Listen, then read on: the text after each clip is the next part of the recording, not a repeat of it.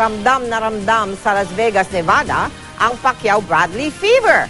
Mabenta rin yung mga produktong may mukha ng dalawang boksingero. Ang isang lookalike ni Pacman ay nandun din sa Vegas.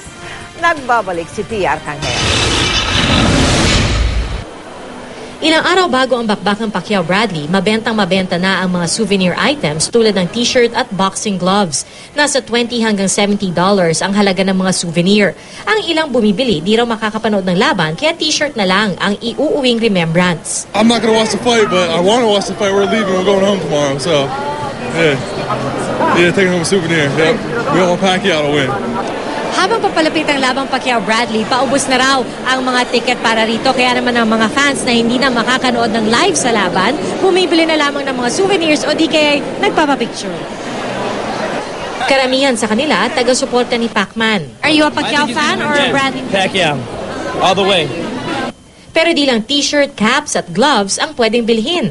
Para sa mga gusto ng mas mamahaling souvenir, pwede rin bilhin ang mga naglalakihang portrait na ito ng pambansang kamao.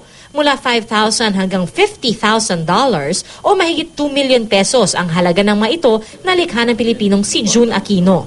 6 years old pa na ako, nagpipainting na ako eh. Kaya nung pagdating ko ng high school, nag-start ako mag-work as a computer graphic artist, cartoonist sa Philippines Free Press. Tapos noon, 25 years ako nag-spend doon. Bigla na tapos yung nag-cut off yung opisina namin, naputol na yung publications.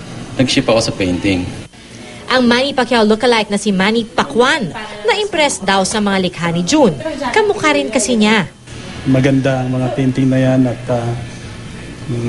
ginawa ng isang magaling na painter katulad ni Jun Aquino.